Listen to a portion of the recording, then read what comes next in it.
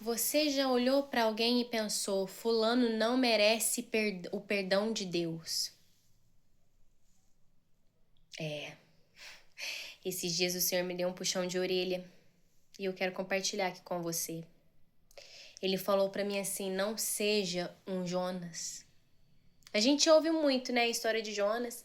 A gente conhece ele como um profeta que fugiu, como um profeta que foi engolido por um grande peixe. Mas não é nesse aspecto que o Senhor falou comigo para que eu não fosse um Jonas.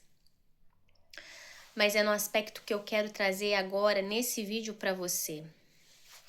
Primeiro vamos ler lá Jonas, capítulo 4, verso 2, diz assim: E orou ao Senhor e disse: Ah, Senhor, não foi esta a minha palavra estando ainda na minha terra? Por isso é que me preveni, fugindo para Tarsis, pois sabia que és Deus compassivo e misericordioso, longânimo, grande em benignidade, e que te arrependes do mal. Peço-te, pois, ó Senhor, tira-me a vida, porque melhor me é morrer do que viver. Sabe quando Jonas disse essas palavras? Depois que Nínive recebeu o perdão de Deus e não foi destruída. Mas, gente, não era para se alegrar por um povo que se arrependeu, né? Por um povo que ouviu a mensagem e se arrependeu. Jonas não se alegrou. Aí que o Senhor falou comigo: não podemos ser um Jonas, um profeta duro de coração, uma pessoa dura de coração. E sabe qual foi a principal razão de Jonas ter fugido, gente? Não foi por medo, não. Foi por conta da dureza do coração dele. Foi porque ele não queria que aquele povo se arrependesse. Ele desejou o juízo para aquela cidade. E sim, era uma cidade de pessoas más, de pessoas perversas, pessoas sanguinárias, sim, mas Deus queria alcançar aquele povo. E ele precisava de alguém que pregasse para que eles se arrependessem. É como se hoje o Senhor falasse assim para você: vai em nenhum dos países, né, de maior índice de perseguição contra os cristãos e você vai pregar. E aí? São assassinos, homicidas, matam cristãos. Vamos traduzir para os nossos dias. Seria mais ou menos isso aí, né? E aí você vai. Como um bom cristão, qual tem que ser o nosso coração?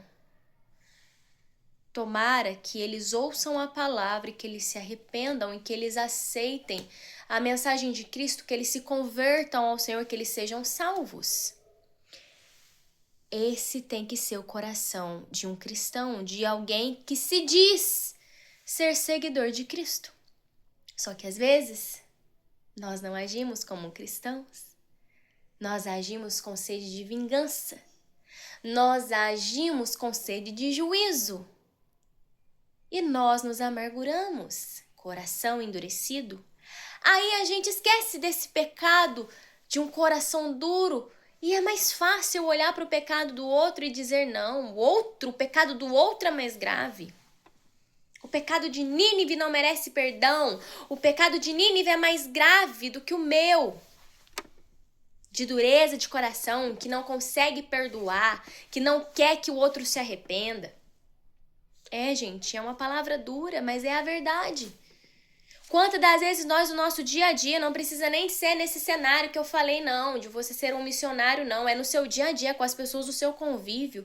Quantas das vezes nós somos assim? Nós não nos alegramos quando as pessoas são alcançadas pela graça e a misericórdia de Deus. Pessoas que aos nossos olhos não merecem o perdão de Deus. Só que deixa eu te dizer, só Deus sonda os corações.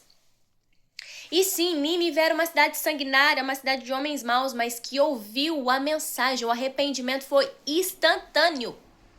Ao ponto de o rei convocar e falar: todo mundo vai jejuar, até os animais vai ficar sem comer.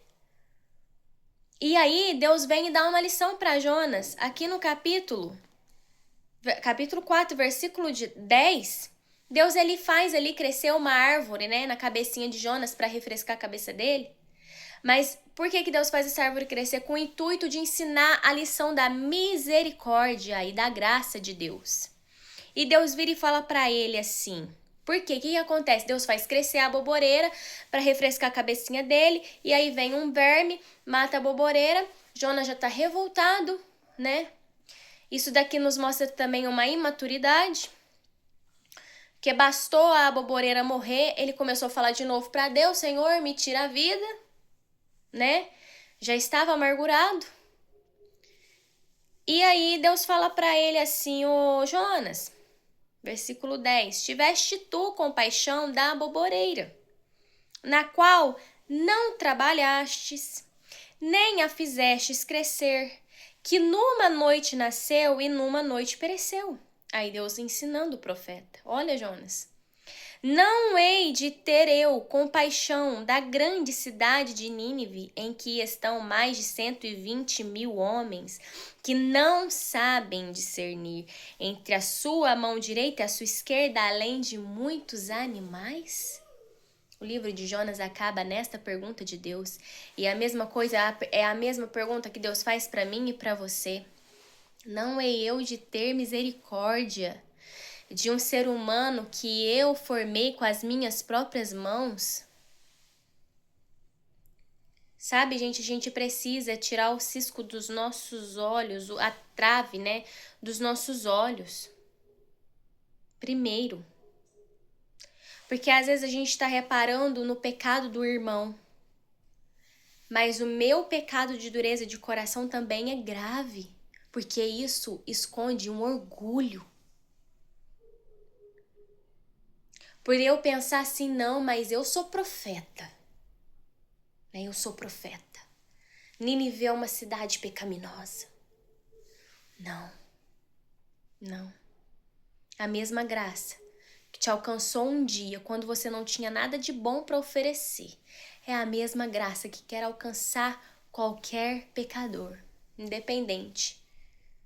Então, Deus ele quer nos ensinar o quê? Não seja um Jonas nesse sentido de ser duro de coração. De pensar, não vou perdoar fulano porque não merece perdão, mas e você merecia? Eu merecia o perdão de Deus?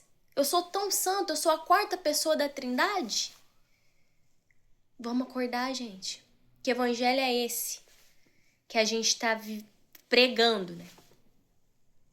Porque a prática é isso, a gente precisa perdoar, independente do erro do outro, do que ele fez com a gente, libera o perdão, fala: Senhor, eu perdoo, porque eu também sou pecadora, eu também careço do teu perdão, alcança ele com a tua misericórdia, independente do erro de fulano, alcance e restaure em nome de Jesus, esse tem que ser o nosso coração. Por isso o evangelho, gente, o caminho é estreito. Porque é um caminho de renúncia, e a primeira renúncia é a do eu, é a do ego, é a do orgulho. Sabe, é eu deixar o eu de lado e falar: Senhor, toma a minha vida e toma o meu coração. Quebra o meu orgulho, quebra o meu eu, arranca a minha vaidade. E me dê um coração, né? Tá cantando muito ultimamente esse louvor e é uma pregação, gente. Nós precisamos ter o coração como do nosso mestre, disposto a obedecer, cumprir todo o seu querer, dar-me um coração igual ao teu. Que de fato essa canção não seja só nos nossos lábios, mas ela seja na nossa vida. Que ela seja na nossa forma de viver. Sempre esteja aberto a perdoar. Não feche o seu coração, não seja um Jonas. Porque o Jonas, ele sofre, gente. O Jonas, ele vive sendo uma pessoa amargurada, cheia de raízes de amargura. Deixa Deus tratar a sua alma e arrancar toda a raiz de amargura. Em nome de Jesus, que essa raiz de amargura encontre as águas, né? Eu ouvi de um servo do Senhor isso, eu achei maravilhoso. Que essa raiz de amargura, ela encontre, né, as águas, porque a raiz de uma árvore, ela vai até os lençóis freáticos buscando água. Que essa raiz de amargura que você está sentindo encontre as águas da vida, que é Jesus, e você seja limpo, e Jesus arranque da raiz toda essa amargura, toda essa falta de perdão, toda essa dureza de coração, para que você verdadeiramente possa ser um cristão de fato, seguindo o exemplo de Jesus Cristo.